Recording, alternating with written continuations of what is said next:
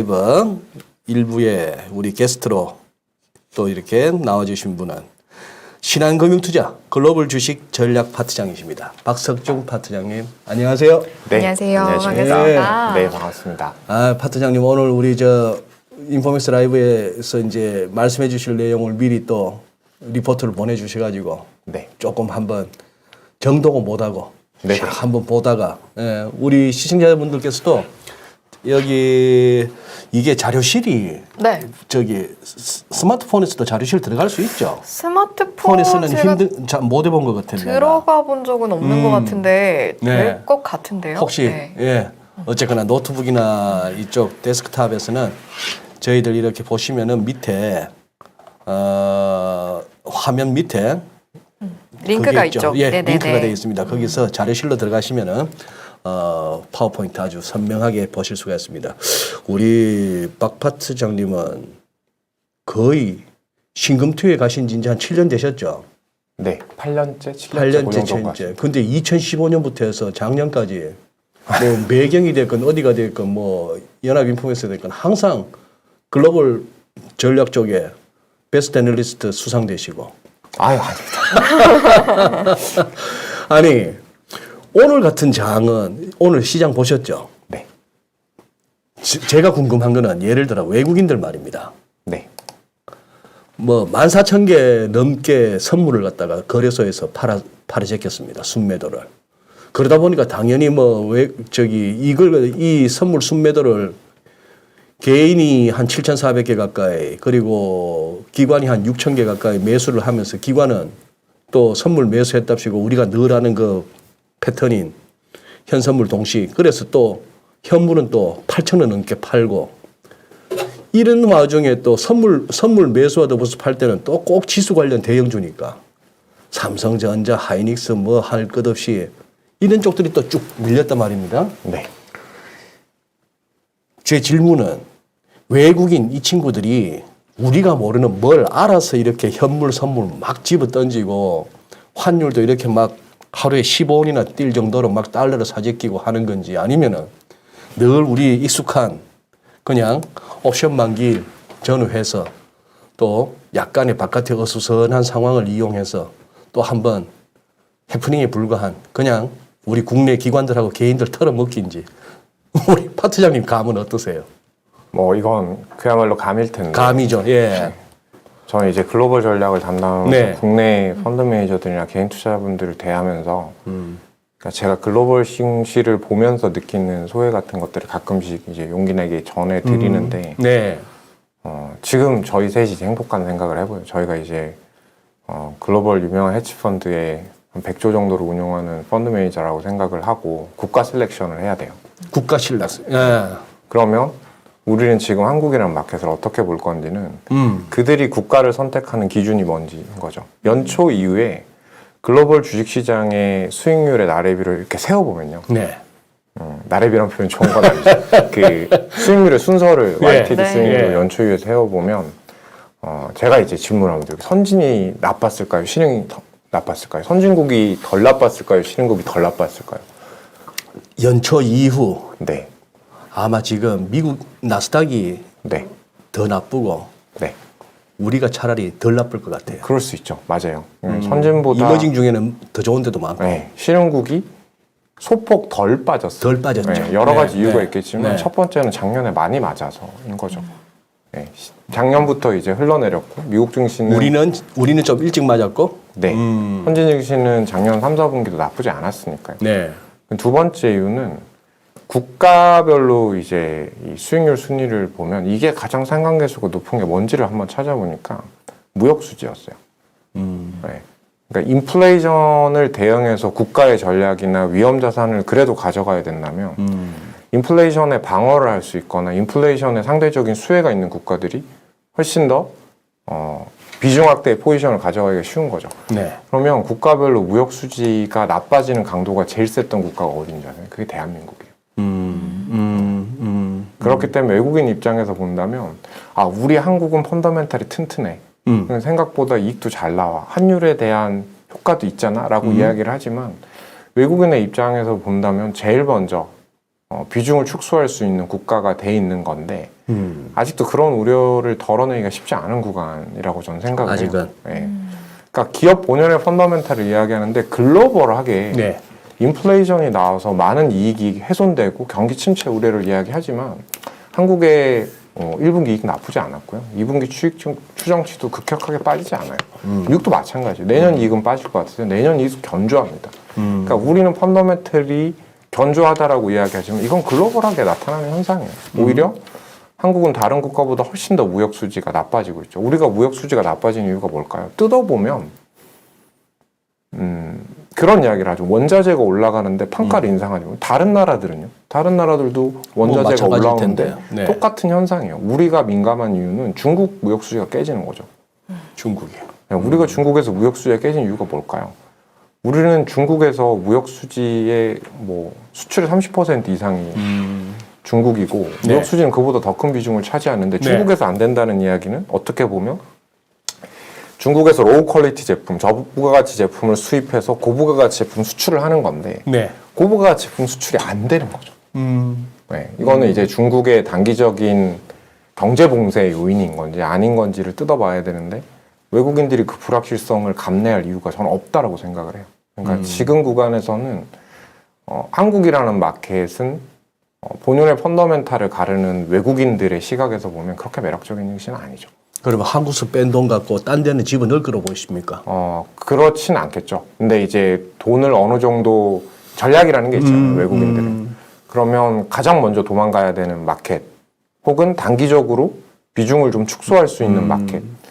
뭐 만만한 시장이 한국이지 않겠어요. 되게 슬픈 거죠. 왜냐하면 슬프네요, 진짜. 이거는 네. 이 증시는 그래도 된다라는 생각을 할 수 있는 거죠. 외국인의 흐름을 따라서 수급이 만들어지고 항상 그들이 옳았다는 생각을 할 수밖에 없으니까요. 또 지금까지 전적이 말해주니까 늘 자기들 원하는 방향으로 자기들 수급에 휘둘리면서 우리는 또 그렇죠. 만약에 우리 개인 쫓아왔으니까. 투자분들이나 기관 네. 자금들이 정말 저렇게 외국인 순매도가 나왔을 때, 그리고 과도한 수급의 이탈이 가격을 변동시켰을 네. 때, 우리가 그 펀더멘탈에 맞는 수급의 안정성을 가져갈 수 있었다면 네. 돈을 빼내기 쉽지 않아요. 이거는 그냥 개인적인 이야기입니다. 네. 아주 슬프네요. 네. 저도 듣다 보니까 슬퍼져서 네, 그럼 네. 일단은 뭐 외국인 투자자들이 가장 먼저 도망가야 하는 장이 우리 장이라고 가정을 한다면 우리 개인 투자자들도 지금 도망가야 하는 상황입니까? 그렇게 판단하진 않고요. 근데 네. 제가 말씀드리고 싶었던 요지의 핵심은 연초 이후에 글로벌 주식시장의 펀드 플로우라 그러죠. 거래 자금들이나 수익률을 결정했던 변수가 인플레이션을 방어할 수 있냐, 민감하냐, 아니냐가 가장 중요했는데 한국은 그중에서 무역 수지가 가장 많이 무너진 국가라는 거죠. 네. 반대 방향성의 기회가 있을 수도 있어요. 인플레이션이 반대로 정점을 확인하고 중국이 경제 봉쇄를 완화하고 경제가 좋아지는 사이클로 들어선다라고 이야기하면 되돌림 현상에 있는 구간에서 외국인 수급이 또 녹화할 수 있는 마켓이 될 수 있겠죠. 근데 지금 저한테 여쭤보신 건 지금의 현상의 이유를 뭐라고 판단하냐라고 이야기를 해서 그냥 저는 그런 생각을 근데 저 또한 안타깝습니다. 당연하죠. 그렇죠. 네. 네, 알겠습니다. 지금 외국인 비중 많이 줄었죠. 그럼요. 네. 어느 정도까지? 저는 사실 국내 주식을 담당하는 애널리스트는 네, 아닌데, 근데 네. 제가 요즘에, 그러니까 저희 국내 전략 파트에, 예. 주식 전략 파트에 이제 제 밑에 노동길 팀장님이 예. 그걸 해주시는데, 예.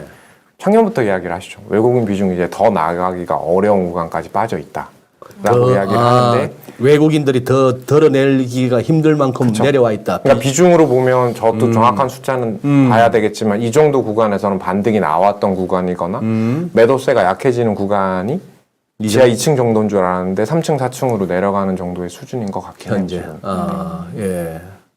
그 이야기를 하시니까 사실은 오늘 주제가 약세장의 역사는 반복된다잖아요. 여기서 반복된다, 물음표가 붙어 있어요. 네네네. 그래서 지금은 보통은 뭐 역사적으로 보면 지하 2층 때는 뭐 이제 갈무리가 됐는데 지금 지하 3, 4까지 이제 이런 이야기를 저희가 하게 되니까 그렇다면 이제 지금 장을 포함해서 약세장의 역사 반복이 되는 건지 어떤 건지 좀 준비해 오신 이야기를 본격적으로 들어봐도 좋을 것 같은데요. 네. 네. 오늘은 네. 그냥 편하게 제가 생각하는 시장에 대한 이야기들을 네. 좀 하고 네. 그리고 제가 방송 여기가 처음이라서 저도 좀 낯섭니다. 아, 제 네, 이야기를 하고 그리고 네, 네. 중간중간에 예. 첨언을 해주시거나 그러시죠. 네. 반대하거나 다른 저런 토론을 좋아하는 애널리스트라서 그래요. 네, 그렇게 말씀. 근데 일단 아니, 우리 박 파트장님, 박 팀장님이 보니까 저는 지금 이렇게 해서 정면으로 얼굴을 뵙고 있고 네. 지금 또 유튜브 화면을 보니까 45도 각도가 나오는데 아, 네네. 45도는 완전 얼짱각이세요. 아주 좋네요. 덕담으로 시작하는. 거의 뭐 방송. 배우급이셔. 네. 45도. 네. 와, 어디 이미 보여드리고 싶네요. 잘 나오고 계시긴 해요. 그러니까. 네, 네. 아유, 부끄럽습니다. 저 얼굴 빨개지는 게 중요한 게 아니고요. 네. 어디 가서 면접이나 뭐 높은 분들하고 대담하실 때 정면으로 앉지 마시고 약간만 아, 빼딱하게. 빼딱한 게 더 낫나요? 예. 아니 근데 제가 소장님이 이런 칭찬하시는 거 처음 봬요. 아니 네네네. 지금 이봐 승희 씨 봐요. 지금. 네네. 아이고 훌륭하십니다. 아니 근데 지금 우리 저기 시청자분들이 줄기는 잡으시게 이 리포트에 아마 자료실에 참고하시면 되겠는데 내용인즉슨 이제 약세장의 역사는 반복될 것인가 하는 첫 번째 이슈가 있고 두 번째는 경기 침체 여부. 이게 이제 지금 시장의 또 화두입니다. 진짜 경기 침체가 오느냐 이러다가 이걸 갖다 한번 따져보시는 거고 물가하고 금리가 물가와 금리의 정점이라는 주제니까 이 정점을 도달했는지 아직 멀었는지 네. 그러다 보면 이제 글로벌 포트폴리오를 네. 어떻게 자산 배분은 어떻게 국가별로는 어떻게 그러다 보면 유망한 투자의 유망한 테마와 기업 이렇게 되는데 오늘 우리 1시간 중에 어디까지 소화할지는 모르겠습니다. 한번 시작을 해보시죠. 네, 이거는 네. 2시간짜리 내용이에요. 2시간짜리 내용이고 오늘 제가 네. 다 말씀드리진 않을 거예요. 네. 뭐 다음에 기회가 있을 수도 예. 있고 중국만 내용 중심으로 말씀을 드리는 게 더 나으니까요. 네. 예, 그러니까 한 번에 유튜브로 제가 모르겠습니다. 저는 유튜브를 30분 이상 보기가 너무 힘들어서 맞습니다. 제가 작가님에게 20분만 하면 안 되겠냐 그렇게 말씀했는데 그럴 수는 없다라고 말씀하셔서 그러면 제가 다 보내드리겠다. 네네네. 그 중간에 필요한 도표를 쓰자. 이제 이렇게 된 거거든요. 사실 저도 30분 넘어가는 유튜브를 잘 안 보게 되는데 네. 우리 인포맥스 라이브가 2시간이잖아요 기본. 그래서 감사해요 시청자분들한테 항상. 그걸 갖다 그래도 몇만 명이 매주 보신다는 매일 보신다는 게 얼마나 감사한 일인지. 저도 가끔씩 이제 유튜브 방송을 하는데 네. 감사하죠. 정말 진심으로 네, 감사합니다. 네. 제가 못하는 그래서 저는 방송을 할 때 항상 진심이고 그러니까 제가 지금 오늘도 시장을 맞추겠다라는 게 아니라 오늘 그렇습니다. 제 목표는 네. 지금 시장을 보시는 시각을 넓혀드리고 싶은 거예요. 그리고 지금 우리가 고민하는 것들이 정말 의미 있는 고민인지에 대한 하두를 던져보고 네. 싶은 건데 우선 앞으로 두세가 어떻게 될 건지가 제일 하두겠죠. 요즘 뭐 매니저들, 투자자분들 저는 정말 운이 좋은 애널리스트라서 정말 다양한 투자자분들을 대면합니다. 오늘도 그랬고요. 근데 제일 먼저 묻는 게 언제까지 빠질 거냐라는 거죠. 네.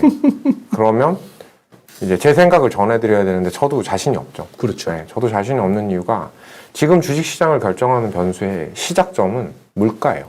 물가가 얼마만큼 강한 반등세를 지속하느냐에 따라서 연준의 통화정책이 결정되겠죠. 네. 그래서 물가와 금리의 상승의 정점이 어디냐에 따라서 실제로 경기 침체나 약세장이 올 수도 있겠죠. 그 경로인데 문제는 이렇다한 이야기를 하기가 참 힘든 건 물가를 결정하는 변수를 여러 가지를 대외 보면 첫 번째가 러시아 지정학적 위험인 거죠. 뭐 러시아가 원유 수입 수출 이런 이야기를 하지만 연말에 보통 이제 9월부터 천연가스의 재고 확충이 진행되거든요. 실수요가 높아져요. 그래서 90, 10월이 갈수록 천연가스의 수요들이 급증을 하게 되는데 이제 겨울을 놔야 되니까. 그쵸. 예. 근데 지금부터 원자재 수요가 어떻게 될지 모르고 공급망이 어떻게 될지 몰라서 급격하게 천연가스를 리스타킹 하는데 이제 저장 공간이 부족한 구간까지 왔거든요. 근데 연말에 이 사태가 더 심해져서 러시아가 유럽으로 밸브를 밟아버리면 우리는 지옥에 있을 수도 있어요, 정말. 네, 그러니까 유럽이 초유의 사태로 난방이 안 되고 공장이 안 돌아가고 일상생활이 안 들어가는 일들이 벌어질 수도 있죠. 그렇지 않다고 단언할 수 있는 사람이 그렇게 많지는 않을 거예요. 정세니까요. 그리고 중국의 코로나도 락다운을 한 시점부터 풀리기 시작하죠. 중국은 지금 수요가 아니라 공급을 결정하는 거예요. 그래서 2분기 미국의 빅테크 기업들이 중국의 생산이 어떻게 될지 모르니 가이던스를 다 불투명하게 내버린 거죠. 그게 약세장의 큰 배경이거든요. 근데 중국이 코로나를 락다운한 걸 풀겠죠. 네. 근데 다시 풀면 확산이 나올지 안 올지 여부를 저희가 가늠하기가 힘들겠죠. 잠재 불안 요인들이 이렇게 많은데 물가가 어떻게 정점을 확인할 거고 그로 인해서 인플레이션이 어떻게 진행돼서 연준이 무슨 결정을 할지 과연 채권 애널리스트는 확실한 대답을 낼 수 있냐는 거죠. 그러기가 되게 어려운 상황이죠. 그래서 우리는 위험 회피라는 관점에서 불확실성을 겪는 거고 그런 관점에서 저한테 여쭤보시는 것 같아요. 그래서 제가 이제 말씀드리는 건 그러면 저희는 시장을 도망가야 되냐? 그 질문에서도 고민이 들죠. 왜냐하면 제 입장에서 한번 생각을 해보세요. 주가가 이만큼 빠졌는데 하반기 내년 전망에 주식 여기서 더 빠지니까 도망가십시오라는 보고서를 용기 있게 쓸 수 있는 애널리스트는 얼마나 될까요? 마찬가지겠죠. 그래서 네. 다 불확실한 건데 근데 이렇게 생각하는 거죠. 불확실성은 항상 반복되는 변화예요. 네, 우리는 주식시장에서 불확실성을 항상 대면하고 소화해 나가잖아요. 그렇죠. 그럼 유사한 관점의 불확실성은 어떻게 주식시장에서 반영되고 소화되었는지 그리고 우리는 합리적인 의사결정을 해야 되니 지금의 밸류에이션은 어떤지 지켜봐야 될 거고 그걸 바라보는 시장의 수급 주체들은 어떻게 움직이는지 그리고 최악의 케이스를 가늠한 변화들은 어떨 건지에 대한 이야기를 하나하나 짚어봐야 되겠죠. 네. 그래서 막연하게 이제 그렇게 보기가 좀 어려운 건데 차트를 하나하나 뭐 제가 이게 차트를 띄워달라고 띄워주실 거라고 믿고 이게 화면 있으면 좋은데 없네요. 저쪽에 아, 네. 네. 이렇게 되면 나오는지 안 나오는지를 몰라서 네, 띄워주실 괜찮습니다. 겁니다. 제가 네, 알아서 띄워주실 겁니다. PD님을 믿고 네. 그러니까 지금 불확실성은 통상적으로 미래에 대한 불확실성이 확산될 때 가격은 조정받습니다. 네. 그리고 불확실성을 대면할 때는 주가는 오히려 복원의 경로를 가죠. 네. 주식시장은 선행 가격 지표고 거기에 대한 프라이싱을 하니까요. 그럼 이번에 해제되는 게 이 네 개의 그림이에요. 이 차트가 아마 핸드폰으로 보시는 분들은 안 보일 텐데 제가 네. 말로 간단히 설명해 드리면 첫 번째로 지정학적 위험이 공급망 붕괴를 야기해서 물가를 상승시키고 금리를 인상하게 하고 그로 인한 구매력 감소의 요인으로 경기 침체가 온다는 거거든요. 이 네 가지는 우리가 익숙했던 변화들이에요. 네. 네. 그럼 그때 어땠냐라고 보면 유사한 경로였어요. 이 T점들이 위기가 나온 시점이거든요. 예를 들어서 지정학적 위기는 총성이 울렸던 시점을 T점으로 보고 금리 인상은 단행했던 시점을 T점으로 본 거죠. 그럼 회색이 기존의 범주예요. 범위. 그리고 노란색이 기존의 평균값입니다. 파란색이 지금의 경로예요. 네. 그럼 두 가지 생각은 할 수 있어요. 정말 이게 과거와 유사한 관점의 변화라면 불확실성을 대면하는 구간에서 주가가 과거보다 훨씬 더 많이 조정받은 건 맞다라는 거죠. 그럼 여기에서 한 가지 할 수 있는 생각은 지금은 호재랑 악재가 있으면 악재보다는 호재에 민감할 수 있는 가격대까지는 내려가 있는 것 같다. 그리고 이게 과거와 유사한 경로로 간다라고 이야기를 하면 주가는 복원의 경로로 갈 가능성이 높다라는 거죠. 이건 역사적 경험치에 대한 이야기입니다. 네. 그럼 그래요. 두 번째로 잠깐만요. 네. 저 파트장님 지금 저 차트에서 이제 저기 기관의 매니저들 상대로 PT 하시던 그 속도를 하시니까 따라가기가 바쁘다. 그렇죠. 저도 저기서 네. 무슨 말씀인지 이제 우리 시청자분들하고 같이 한번 정리를 해볼게요. 저 이제 회색으로 막 했던 것이 과거에 지정학적 위기가 있었을 때 통상적인 범위였다. 그렇죠. 그 시장 가격의 범위였다. 그리고 노란색이 평균인데 지금 현 시점은 파란데 다 지금 보니까 지정학 위기나 금리 인상기 그리고 장단기 금리차 역전됐을 때의 평균치보다 지금 주가는 많이 빠져 있어요. 보니까. 근데 저기 위에서 오른쪽 거. 인플레이션이요? 인플레이션, 과거 인플레 시기에 비해서는 지금도 인플레가 시장의 화두인 거에 비해서는 주가는 그래도 상당히 평균치 대비 아직 덜 빠졌네요. 그럴 수 있죠. 네. 그러니까 이게 제가 왜 이렇게 PT를 진행하면요. 그러니까 천천히 하면 오늘 10장도 못하고 1시간에 끝날 거예요. 네. 그래서 이제 저는 결론을 짚어보고 싶어요. 오케이. 네. 네. 인플레이션부터 이제 질문을 하셨으니까 이걸 스킵할 수는 없으니까요. 제가 종영 우리 소장님 첫 번째 질문인데 인플레이션이 나오면 네. 주식시장은 안 좋은가요? 금리가 올라오면 주식시장은 나쁜가요? 라고 질문을 먼저 드려볼게요. 인플레이션이 나오거나 금리가 올라오는 구간은 경제 활동이 화랑인 구간이고 기업의 이익은 올라가는 구간입니다. 인플레이션과 금리의 상승은 경제 사이클이 3년이라고 놓고 보면 규칙적으로 반복됐던 사이클이고 네. 그건 주식시장의 호재로 작용합니다. 네. 네. 근데 이제 이번은 좀 다른 관점의 변화인 거죠. 그래서 어찌됐건 제가 이 차트를 통해서 말씀드리고 싶은 건 과거의 이러한 불확실성들은 반복이 됐고 대면을 하는 구간에서 복원은 됐는데 네. 항상 그때마다 이때는 달라라고 이야기하는 사람들이 있어요. 네. 근데 충분히 지금도 그런 공감이 들 만큼 가격이 조정받았죠. 네. 하지만 옛날 경로에서 본다라고 이야기를 하면 지금은 호재에 민감할 수 있는 구간까지 가격 조정이 받은 건 맞아. 근데 제가 앞으로 우리는 시장이 좋을 거예요 해서 거기 좋은 이야기만 싹 드리는 게 아니라 오늘은 하나하나 데이터를 보면서 불확실성을 해소해 나가시길 바라는 거예요. 예. 네. 예. 그럼 두 번째는 가격이겠죠. 저도 이제 제가 시청자분들한테 질문을 드리면 지금 주가는 그래서 쌉니까? 여러분 어떻게 생각하세요? 대답해 주세요. 원래 그런 거예요. 주가가 하늘 높은지 모르고 올라갈 때는 주가가 비싸지 않아 보입니다. 맞아요. 근데 그렇더라고요. 주가가 조정을 받고 나면 주식이 싸 보이지 않아요. 근데 주가는 어떤 경우에든 시차를 두긴 하지만 합리적인 밸류에이션에 접근을 하게 돼요.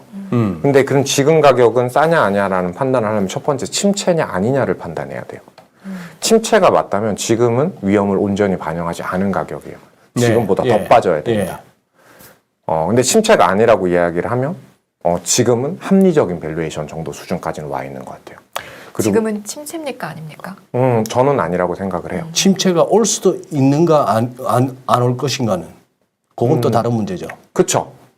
이것도 그냥 뭐 이러면 뒤에 이야기를 다 먼저 해야 되는데 그냥 해버리죠. 뭐. 가시죠 그냥. 경기 침체가 올 거라는 이유가 뭔가라고 좀 살펴봐야죠. 경기 침체가 발생할 것 같은 이유는 앵커님한테 제가 감히 여쭤보면 왜 경기 침체가 온다라고 시장 우려를 할까요? 이게 이렇게 보시면 돼요. 네네. 이분이 제일 예뻐서 미스 코리아, 미스터 코리아가 아니라 시청자가 심사위원이 누굴 뽑을 건지를 예상해 보는 관점에서 시장을 바라보시는 게 좋아요. 그럼 시장은 왜 경기 침체를 우려할까요? 시장은 왜 경기 침체를 그럼 우려할까? 왜 경기 침체가 올 거라고 생각을 할까요? 근데 심사위원회 관점으로 봐야 된다는 말씀이세요? 네. 어렵네요. 뭐, 더 어렵네요. 그렇죠. 심플하게 보면 물가가 많이 올라서 구매력이 떨어질 거라고 보는 거예요. 그리고 금리가 많이 올라서 신용위험이 나올 거라고 보는 거고 금리가 올라서 투자가 생산활동이 소비가 적을 거라고 보는 거죠. 이런 지정학적 위험들 공급망도 불안하니까요. 근데 되게 웃긴 이야기를 전해드리면 네.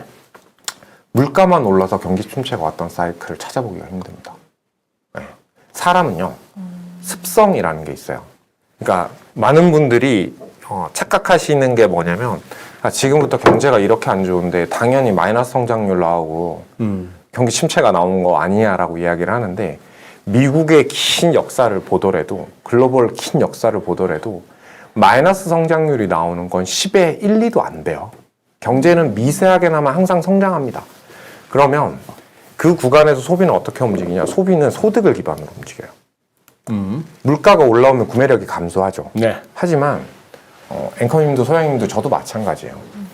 내 소득이 줄지 않는 한, 내 고용이 변하지 않는 한 우리는 기존의 소비 패턴을 바꾸기가 되게 어려워요.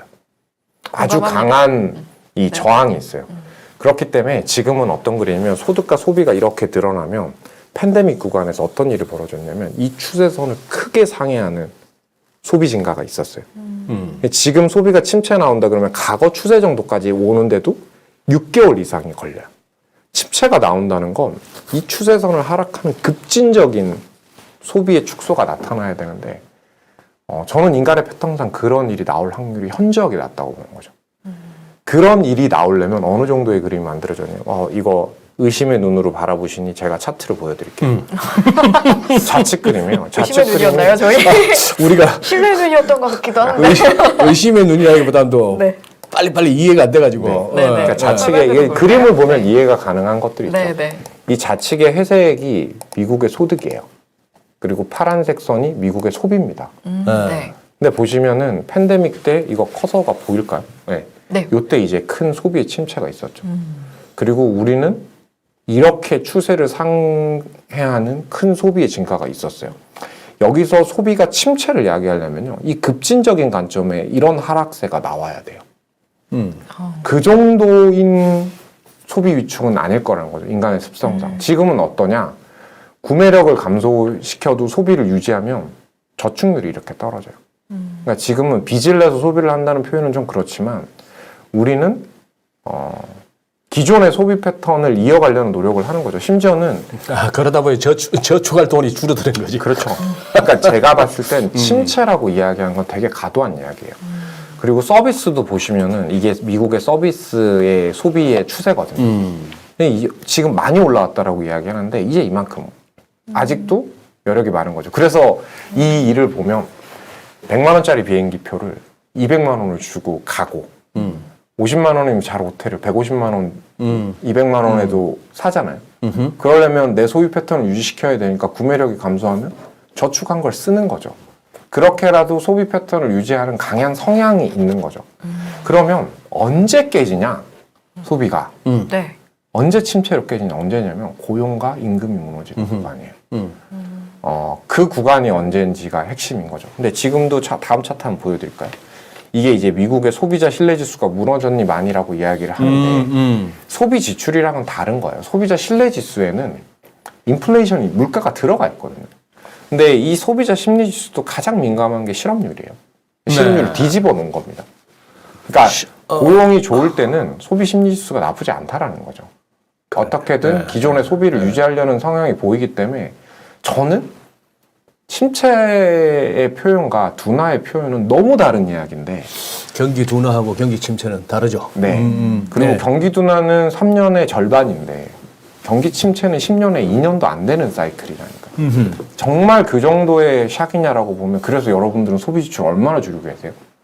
그렇지 않다라는 거죠. 네. 네. 그래서 침체라고 보는 건 좀 과도하다라고 보는 거죠. 그래서 지금의 금리 정도 수준을 놓고 밸류에이션을 보면 그냥 합리적 수준까지 저는 내려가 있다라고 생각을 해요. 그러면 주식이 싸냐? 주식이 싸냐? 싸냐? 그렇진 않다는 거죠.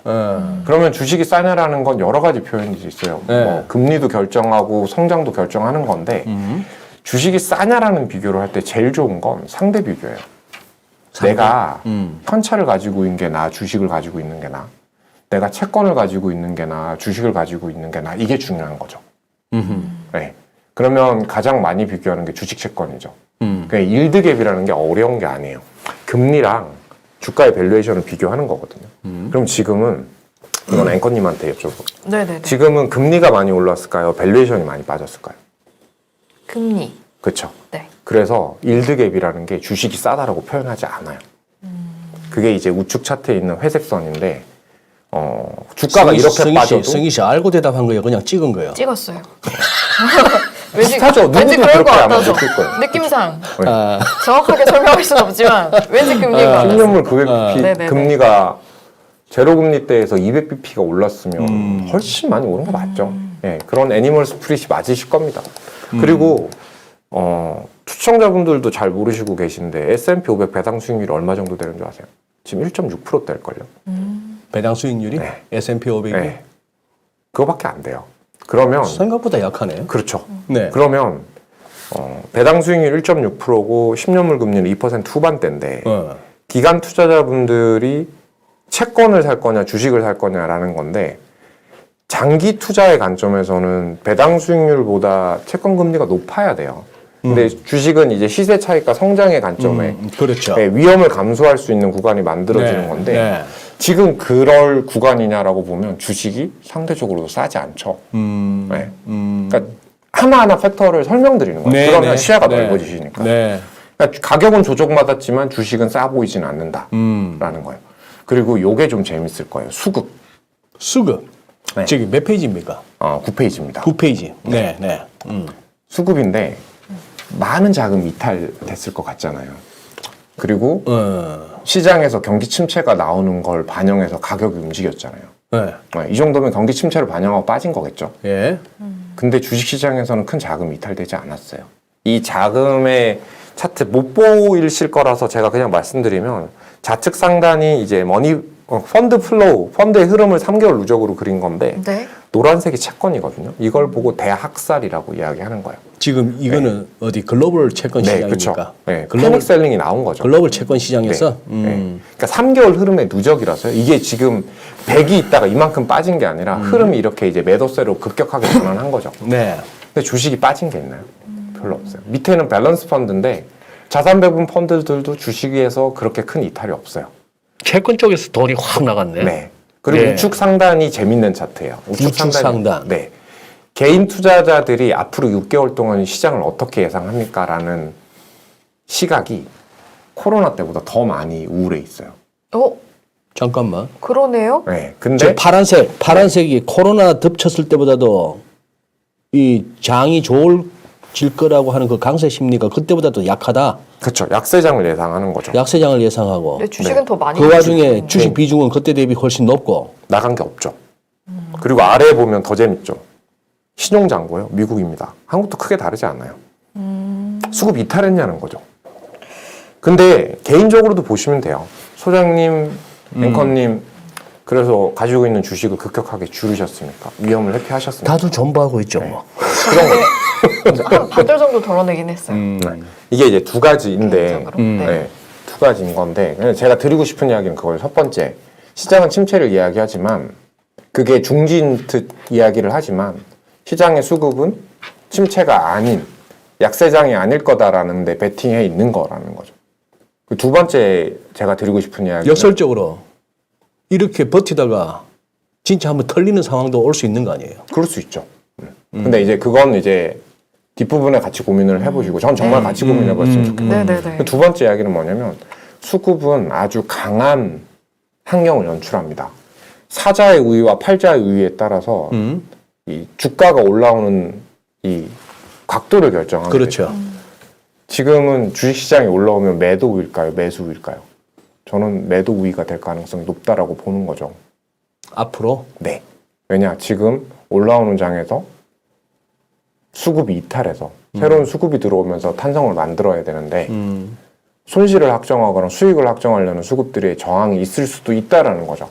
그러니까 저는 뭐든지 데이터로 설명드리는 거예요. 네네네. 그래야 혼자가 생각하고 있는 것들에서 벗어날 수 있어요. 저는 투자분들 만나면 이렇게 막 흔들어서 깨우쳐 드리고 싶은 게 있어요. 네. 지난 2년 동안 돈 번 기억들 지워버리라고. 주식은 10년에 1년도 잘 안 나오는 사이클이었다. 아, 근데 그때 시작을 하다 보니까 제가 그때 시작한 사람이거든요. 지난 1년 전에. 그럼요. 그러니까 자꾸 그때 기억이 약간 무의식에 그럼요. 그래서 제가 약간 투자분들에게 있는 것 같아요. 투자의 성과나 명암이나 실력은 어디서 나오냐면 강세장, 하락장, 복원장이요. 1번, 2번, 3번이죠. 네. 그러면 1번일 때는 한 가지만 하면 돼. 누가 더 신용을 많이 써서 누가 더 일찍 샀냐. 시장이 가는 장인 거예요. 그게 이제 우리가 풀었던 지난 2년간의 강세장이죠. 그때는 그리고 용감하게 지르면 많이 버는. 그렇죠. 그리고 2번 때 위험의 감수 능력이 나오는 거예요. 근데 본 실력은 3번 때 나옵니다. 왜냐하면 네. 1번과 3번은 반드시 색깔이 바뀌거든요. 근데 1번의 기억으로 3번의 장을 들어갔을 때는 시장은 인덱스는 복원이 됐는데 혹은 아웃을 했는데 내 주식은 못 헤어나오고 있는 거죠. 그래서 장기 투자를 하는 게 방법일 수도 있고요. 네. 그리고 이 구간에 맞는 액티브한 전략을 가져가야 되는데 다들 그때의 기억들, 그때의 털린 종목들에서 못 버티고 있는 기다리면 존버는 승리할 거다라는 거예요. 네. 근데 그게 옳은 전략인지 아닐지는 두고 봐야 되는데 네. 존버는 승리할 수 있다라고 이야기하는 분들이 그걸 유지하기가 되게 어려운 거죠. 주식을 시세 차익의 자산으로 보니까요. 네. 네. 이럴 때 인덱스 투자가 얼마나 매력적인지를 또 막 설득시켜 드리고 싶은 거죠. 어찌됐건 제가 말씀드리는 진심이 느껴져서? 건 네네. 그런 환경들이에요. 그러니까 그럼 결론이 뭔데 이게 아니라 하나하나 짚어서 균형을 잡아 드리고 싶은 거죠. 네네네. 그리고 한국이 아니라 글로벌을 보면서 한국의 위치를 되새기는 거. 그리고 이제 그 아까 했던 질문 또 한번 해보죠. 금리가 올라오면 주식이 빠지냐? 그거 되게 어려운 질문이에요. 왜냐하면 금리가 올라오는 구간은 뭐가 있을까요? 경기가 좋기 때문에 올리는 그러니까. 거예요. 네. 네. 그걸 감내할 수 있기 때문에 올리는 거거든요. 그럼 기업의 이익은 올라오죠. 이때는 시속 게임을 하는 겁니다. 이익이 빠르게 올라가냐, 할인율, 금리가 빨리 올라가냐 이 시속 게임이죠. 통상 보면 금리가 빨리 올라왔다가 금리 인상 속도가 후퇴를 하고 생각보다 이익이 괜찮네 하면서 인플레이션은 장이 좋아요. 밸류에이션은 빠지지만 시가총액은 늘어납니다. 근데 어느 정도 올라오면 시장이 무너질까요를 제가 한번 계산해 봤어요. 그게 이제 우측에 그린 그림인데 몇 페이지죠? 10페이지죠. 네? 10페이지요. 10페이지. 네, 지금 저한테 허락된 시간 한 10분 조금 넘게 남아 있을 것 같은데 지금 10분의 1 했습니다. 이거 큰일 나네요. 아닌데. 허락된 시간 25분 정도. 아, 네. 제 다음 일정이 있는데 어떻게든 해보겠습니다. 아, 다음 일정이 있으셔? 네, 아, 10페이지 보시면 그래요. 이 네. 차트도 재밌어요. 이 딱 차트가 하시고 뭐냐면 그거 마치 예. 네, 10페이지. 네. 파란색 선은 금리가 바닥 대비 얼마나 올라왔냐. 지금 오른쪽 거 설명하시는 네. 거죠? 네. 그리고 회색은 반대로 주가가 고점 대비 얼마나 빠졌냐라는 거예요. 그러면 금리가 바닥 대비해서 얼마나 올랐을 때 미국 10년물 금리가 얼마나 올랐을 때 실제로 약세장이 갔냐. 그렇게 보니까 저점 대비 200bp 2% 포인트 정도 올랐을 때 7번의 사례에서 6번 약세장을 진입했어요. 그럼 지금은 어느 정도 수준이냐? 네, 약세장으로 올 만큼 금리가 빨리 오르긴 했어요.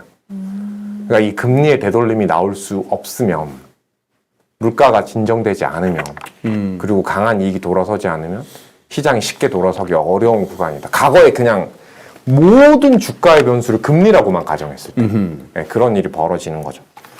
그리고 그런데 마지막으로 지금 예. 네. 야, 우리 또 박 팀장님 바쁘시다니까 자꾸 질문이 더 늘어난다. 방금 그 차트야.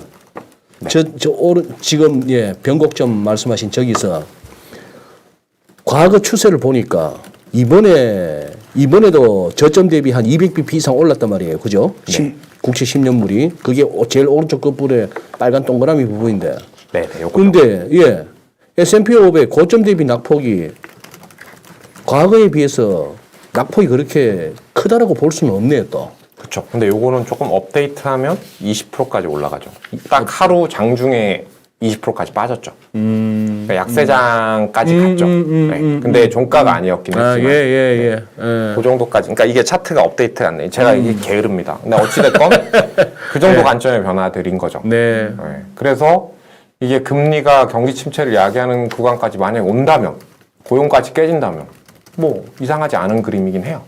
그럼 여기서 또 당장 그거 할 수 있는 게 이번 주 금요일 날 뭐 CPI가 헤드라인이건 저널비건 뭐 근원이건 간에 조금 예를 들어서 아마 저널비 가지고 또 이렇게 저 황소 진영에서는 저널비를 잘 볼 텐데 혹시 이게 또 조금이라도 이렇게 피크아웃 조짐만 보이면은 그 되돌림이 있겠죠. 또 이제 그걸 할 건데 이것저것 떠나서 CPI가 어떻게 높게 나오든 낮게 나오든 간에 지금 다시 올라선 3%를 미국채가 10년물이 네. 최근 고점을 갖다가 트라이 하거나 슬쩍슬쩍 올라가면은 네. 그거이 한번 떠봐야죠. 그러면 과거의 경험치 요거만 놓고 본다면. 요거만 넣고 본다면 네. 그러니까 제가 이런 변수들을 다 생각해서 어떤 결론을 내렸어요 뒤에 말씀을 드릴 텐데 그냥 금리만 들어가요. 저는 솔직히 말씀드리면 연준을 예상하는 사람이 시장을 전부 아는 것처럼 이야기하는 최근에 1, 2년의 시장의 흐름이 좀 되게 웃겨 보여요. 어떤 변수 때문에 그렇다고 금리는 생각하세요? 주식시장의 추세를 결정하는 변수가 아니에요. 애초에 네, 주식시장의 추세를 결정하는 변수는 경기 확장 여부와 기업의 이익의 증가 여부예요. 네, 워낙에 특이한 사이클이긴 하지만 저는 그렇게 봐요. 올해 하반기가 좀 넘어서게 되면 그런데 그거는 이제 우리 박 팀장님 말씀하신 그 부분은 거기 반론을 제기하기 힘든 확실한 명제인데 네, 그러나 코로나 시국에 그렇죠. 맞아요. 코로나 시국에 이 돈질한 거 이것도 맞아요. 이거는 우리가 역대 경험해 보지 못한 어느 때나 유동성 장세라는 거는 있었어요. 맞아요. 근데 이번은 좀 심했어. 맞아요. 그래서 이제 그 되돌림 현상들을 봐야 되는 거죠. 그것도 네. 오늘 말씀드리는 게 제 목표인데 네네. 가능할지 모르겠네요. 뭐 가보시죠. 하실 수 있는 데까지만 하셔요. 네. 그래서 이제 네. 경기 침체가 중요한 거예요. 이 모든 걸 뒤집으려면 경기 침체가 나올지 안 나올지를 따져봐야 되는데 이건 이제 결론 위주로 갈게요. 아까 제가 소위 말씀드렸잖아요. 네네. 지금 침체 우려는 과도한 것 같아요.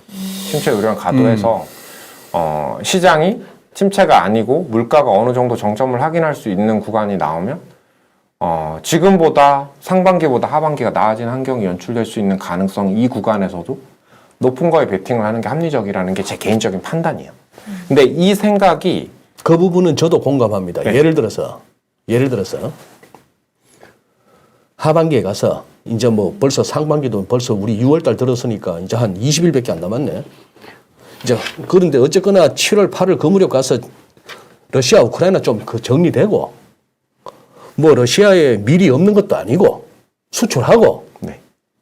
그냥 러시아산 원유 인도 한번 거쳐갖고 이거 라벨만 뭐 바꿔 달아갖고 이러나 저러나 눈속임 하지 말고 러시아 거 쓰고 천연가스 쓰고 그러면 제 인플레 풀릴 것 같고 원숭이 두 창 겁주지 말고 뭐 자꾸 이렇게 격리 이런 거 하지 말고 비행기 서로 각국 간에 서로 여행 다니게 하고 그러면 말씀하신 대로 그 억눌렸던 서비스 소비 확 풀리고 그러면 제가 봐서는 하반기에 좋아질 일만 남았어요. 지금보다 더 나빠질 거 없다고 중국도 무슨 뭐 격리 풀고 그렇죠. 그래 하면 되는데 문제는 제가 보기에는 글로벌 정치 엘리트들이야.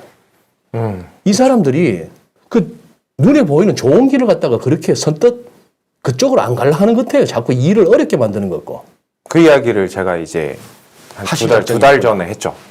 이게 다 분쟁의 비용이라고. 분쟁의 비용. 네. 분쟁의 비용이 공급망을 교란시키고 인플레. 근데 분쟁이 왜 나오냐? 안보의 문제는 경제 질서의 변화인 거거든요. 경제 질서의 변화는 뭐냐? 미국이 무슨 결심을 한 거예요. 그래서 저는 그 관점에서 자금을 집행하시는 20분들에게 20년의 사이클에서 변화가 있다는 걸 이야기하는 거고 지금은 이제 순환적인 관점의 이야기를 드리는 건데 저는 아까 그 선생님 이야기 하실 때 정말 큰 진심이 느껴졌어요. 네, 정말 앞에 소주잔이 한 잔 있는 듯한 아이고 그랬더만 죄다 짜증난다는데요. 게스트 말 끊었다고.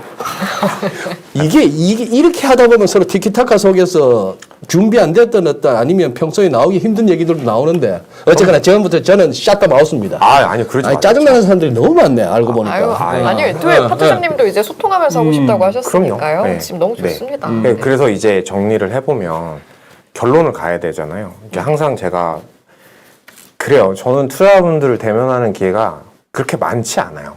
그러니까 개인을.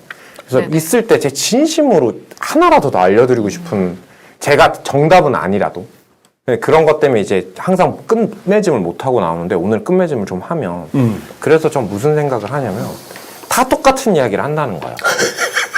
경기 침체 아니다. 주가 돌아설 수 있다. 트레이딩 해라.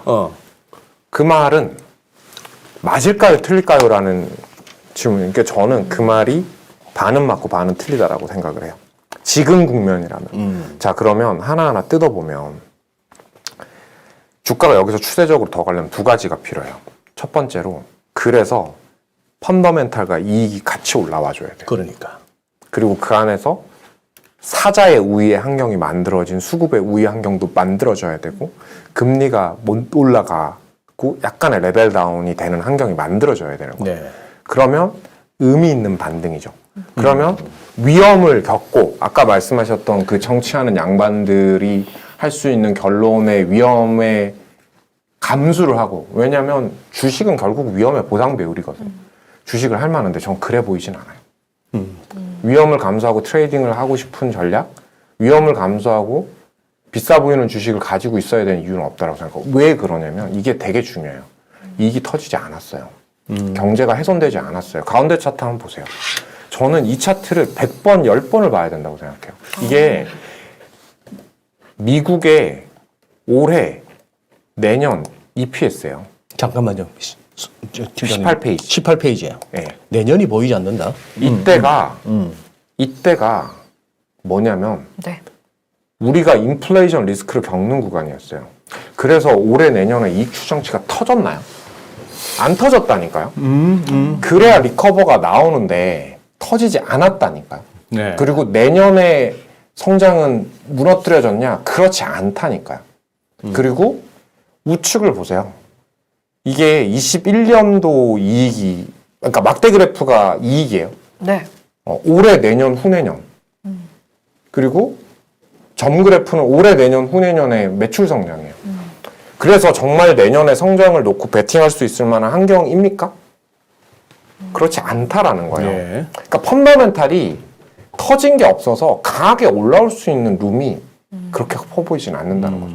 그러면 우리 주식을 하시는 개인 투자자분들이 이 방송을 더 많이 보겠죠. 네. 그분들에게 말씀드리고 싶은 이야기는 시장은 10년의 사이클을 반복해요. 그 안에서 3년 정도의 순환 사이클이 나오거든요. 근데 중요한 건 뭐냐면 주식은 작년처럼 재작년, 작년처럼 한국장에서 보면 재작년 하나밖에 없겠네요.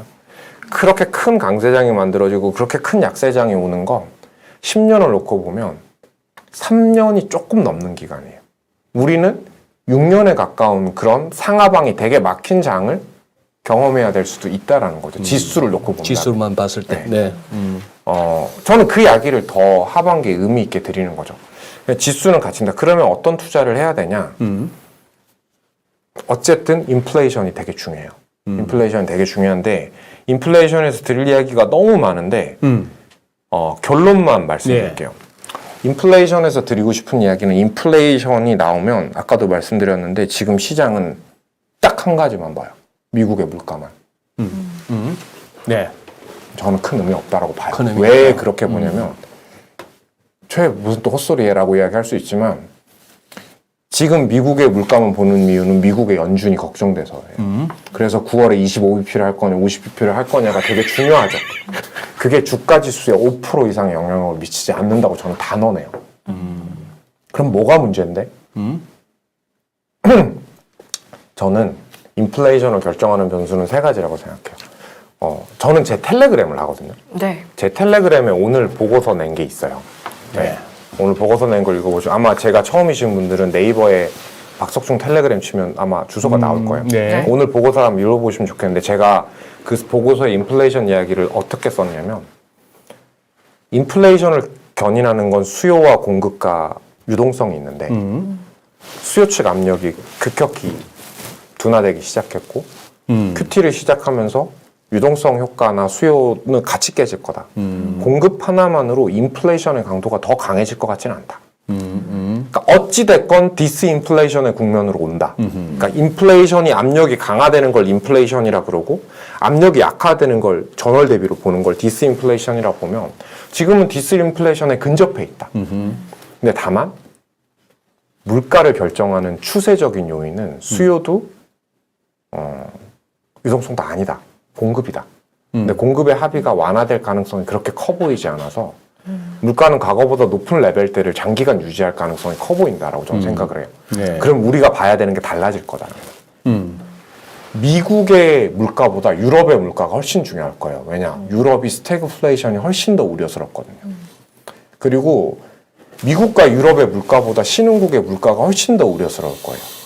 왜냐? 긴축의 강도가 훨씬 더 높을 테니까요. 네. 우리는 인플레이션 구간의 연준만 보고 있지만 그게 중요하지 않다라는 거예요. 충격을 본다면 미국이 아닌 유럽을 봐야 되고 선진국이 아닌 신흥국을 봐야 된다는 거죠. 그리고 또 한 가지 더 말씀을 드리면 인플레이션 그 이후의 세상에서 봐야 되는 건 인플레이션의 순기능이에요. 순기능. 인플레이션은 항상 반복돼요. 항상 반복됩니다.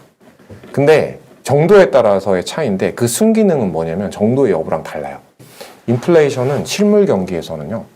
과잉을 해서 구조조정하게 만들고 결핍을 보충하게 만듭니다. 그리고 금융시장에서는 과열과 쏠림 현상을 해소시킵니다. 저물가와 저금리는 본디 항상 과열을 만들게 돼요. 근데 우리는 지금보다 높은 물가의 레벨들로 접어들게 되는데 그 이전의 세상이 역사적으로 한 번도 경험해 본 적 없는 저금리와 역사적으로 한 번도 경험한 적 없는 유동성 방출이 있었던 거죠. 이게 무슨 과열을 조정했는지를 이제 살펴야 돼요. 근데 그 관점에서 바라보면 저는 그렇게 생각하는 거죠. 혁신이 너무나 큰 과열을 만들었다고 생각해요. 혁신? 어떤 혁신이요? 제품이 성장 주기라는 게 있거든요. 그게 네. 보급률이랑 상관이 있는데 보급률이 이렇게 올라가겠죠. 그죠? 네네. 혁신은 어떻게 될까요? 혁신은 보급률 5%일 때 가장 높아요. 그리고 혁신은 갈수록 줄어듭니다. 요 구간에서 시장은 항상 내러티브를 만들어요. 성장에 취해 있는 거죠. 네. 근데 이번에 기술의 혁신, 4차 산업, 뭐 언컨택트와 관련된 산업들, 메타버스, 네. NFT 이런 모든 자산들이 광기를 일으켰던 거죠. 그 혁신이. 그러면 야, 근데 그 혁신은 앞으로 계속 바뀔 거야. 블록체인은 계속 이어질 거야라는 거죠. 100% 동의해요. 하지만 우리가 생각하는 그 혁신이 과열을 만들지 않았는지 이제 냉정히 짚어봐야 돼요. 근데 그 과열이 하나하나 해소되고 있어요. 첫 번째로 이 차트 한번 보시면 몇 페이지냐? 28페이지예요. 28페이지로 보면 28페이지 좌측이 나스닥의 PR이에요. 제일 먼저 과열을 뺀 게 나스닥이에요. 나스닥이 PR이 지금 20배 근처까지 빠졌거든요. 나스닥 100 기준으로. 요게 언제냐? 코로나 이전의 평균치 정도예요. 그러니까 인플레이션과 금리의 상승은 이런 자정작용을 하죠. 그러니까 PSR 10배가 저렇게 많은 게 말이 됩니까? 전체 30% 가까이가 PSR이 10배인 마켓이 있었다니까요. 그게 다 자정작용으로 돌아선 거죠. 그게 이제 뒷부분에서 이야기하는 건데 저는 이 그림을 시장 참여자들이 한 번은 봤으면 좋겠어요. 이게 뭐냐면 아까 제가 말씀드렸던 제품의 성장 주기와 혁신의 사이클. 그리고 그 혁신의 사이클에서 펀더멘탈과 가격의 괴리들 항상 빠진다는 거죠. 근데 그 촉매제가 항상 인플레이션과 금리 상승이었다는 거예요. 그러면 냉정하게 이제 마지막 이야기인데 코로나 이후에 예. 저 많은 유동성이 가장 많이 쏠린 시장이 어디죠? 산업이랑. 저는 그걸 이제 다음 장에서 보면 PVC, PVC. 네, 사모펀드, 벤처캐피탈, 그리고 IPO. 그러니까 결국은 스타트업으로 흘러내린 거죠. 네. 어떤 산업이었죠? 우측에 보면 웃기지도 않아요. 미국의 회색선 IPO 보면 스펙이 이렇게 많은 자금을 조달했어요. 네, 이게 웃을 일이 아니라 정말 경각심. 기가 차서 웃습니다. 네. 기가 차서. 예. 그 스펙이 다 어디죠? 커뮤니케이션이나 바이오 쪽으로 흘러내요. 예. 한국은 전 세계에서 가장 많은 비중을 차지한 IPO가 헬스케어에 있었죠. 그러네요. 네. 근데 이 산업을 저한테 앞으로 전망이 어떠냐라고 물어보면 저는 글로벌의 큰 기술의 흐름을 바꾸는 산업이라고 이야기할 거예요. 하지만 과열됐냐라고 물어보면 예, 그렇다라고 대답을 해야 될 것 같아요. 왜냐하면 자, 여기서 공통점이 있어요. 미국의 스타트업의 실리콘밸리랑 한국의 바이오의 판교의 공통점이 뭔지 아세요? 적자라는 거예요. 그렇죠. 아, 그게 공통점이에요? 저 약간 지금. 미래의 성장이다 보니 두 지금은 분은 자연스러운데 저 혼자 충격받았네요. 현금 흐름을 만들기가 어렵죠. 아. 임상을 해서 시판이 나와야 현금 흐름이 나오는 거잖아요. 근데 네네. 문제는 뭐냐면 바이오 기업은 빅파마라고 이야기하는 미국의 유럽의 제약사들에게 라이센스 아웃을 해야 되는데 얘들도 이제 라이센스 인을 안 해주는 거죠. 지금은 경각심을 가져야 되는 구간. 미국의 스타트업이나 우리나라 스타트업들은 제일 좋은 게 그 빅테크한테 인수합병 하는 겁니다. 카카오, 네이버. 안 하죠. 하기가 어려워요. 그리고 오히려 아마존, 넷플릭스 이런 기업들이 지금 감원하고 있어요. 어제 테슬라도 10% 감원한다면서요. 네. 그럼 바이아웃이나 엑시트할 공간이 없죠. 근데 자금은 조달하기 어렵겠죠. 제가 아까 말씀드렸잖아요. 배당 수익률과 국채금리를 비교한다고. 자금 집행 기관들은 지난 사이클에서는 PVC, 프리-IPO 이런 거에 투자하는 게 옳았어요. 근데 지금 그러기가 어렵죠. 가열의 자정작용들이 나와야 된다는 거죠. 네. 그러니까 내 투자의 범위들의 환경이 투자 환경이 바뀌면 매번 바뀌어야 돼요. 아니면 정말 긴 사이클을 두고 투자하면 되죠. 닷컴 버블이 지금이랑 똑같았던 거예요. 근데 금리화가 올라오면서 이성을 가지기 시작한 거죠. 근데 그 세상이 없어졌나요? 그렇지 않아요. 그때 시드머니들이 아마존과 넷플릭스와 구글과 뭐들을 다 만든 거죠. 그 대신 택도인 것들은 다 죽었고. 그렇죠. 맞아요. 그러니까 지금은 이 구간에서 이제 일어나야 되는 건 살아남는 애들이 강해지는 거죠. 그렇죠. 강한 애들이 살아남는 거고. 이번에도 택도인 것들은 많이 사라질 거예요. 맞아요. 진정 기술력이 있고 진정 실적을 낼 수가 있고 진정 이 사회에 기여할 수 있는 회사들은 아마 그 닷컴 버블을 넘어서 지금의 네, 빵처럼 맞아요. 자랄 것이고 아무것도 아니면서 그냥 우 묻어가지고 그 돈질에 그냥 우 했던 그 친구들은 아마 이번에 쓸려 나갈 것 같아요. 그게 인플레이션의 자정작용이라는 자정 겁니다. 순기능이죠. 네, 제가 말씀드리고 싶은 건요. 근데 앞으로 여러분들이 투자했던 PVC는 다 망할 거 이런 이야기를 그건 제가 아니고. 드리는 게 아니고 지금의 내 포트폴리오가 오른지 안 오른지 그리고 내가 지난 2년에 취해 있는 자산들이 이게 옳은 투자인지 아닌 건지 그게 옥과 석이 있고 명과 암이 있는 건데 네. 내가 석과 암을 많이 갖고 있는 게 아닌지 그게 전부가 아닌지의 생각을 해봐야 된다라는 거고 오늘은 여기까지예요. 근데 다음에 제가 시간이 되면 그럼 인플레이션의 구간에서 우리는 어떤 투자를 해야 되는데 네. 그건 정말 어려운 답안지예요. 그러니까 투자가 난이도가 높은 마켓이 인플레인데 맞잖아요. 채권도 답이 없잖아요. 네. 자산 배분은 원래 채권이 기초 자산이에요. 근데 인플레 금리 인상 구간에서는 채권은 대표적인 위험 자산이잖아. 이런 난이도가 높은 구간에는 어떻게 투자해야지? 그러면 이렇게 답이 나오죠. 아, 어려운 거 안 할래. 모르겠다. 근데 저는 이런 이야기를 드려요. 근로소득을 얻기 위해서 20년 가까이를 부모의 등골을 빼면서 공부를 했는데 근로소득보다 더 중요한 금융소득을 위해서 10,000분의 1의 시간을 투자를 안 한다고. 그거보다 큰 넌센스가 없습니다. 제가 봤을 때.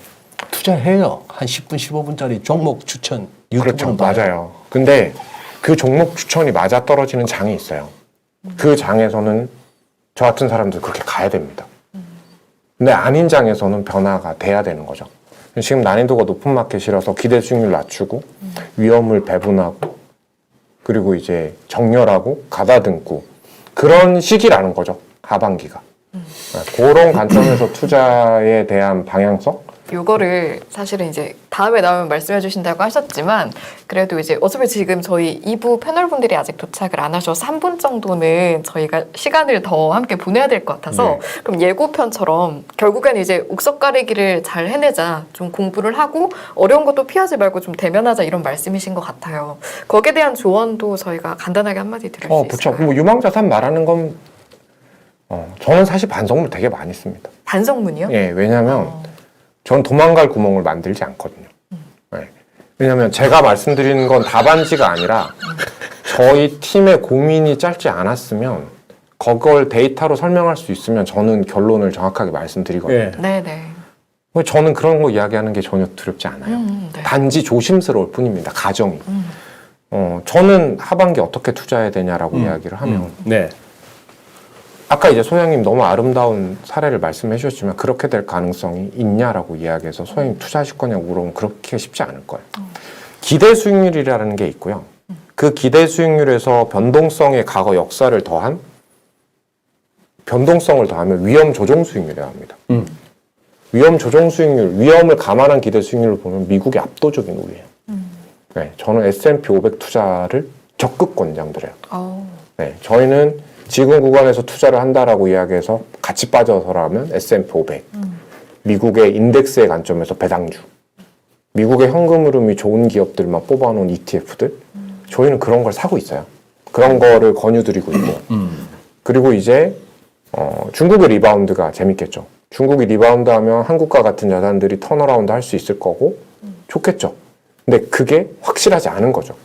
그래서 많은 투자분들의 생각과 반대로 미국을 종목 투자하고 중국을 펀드로 투자하세요.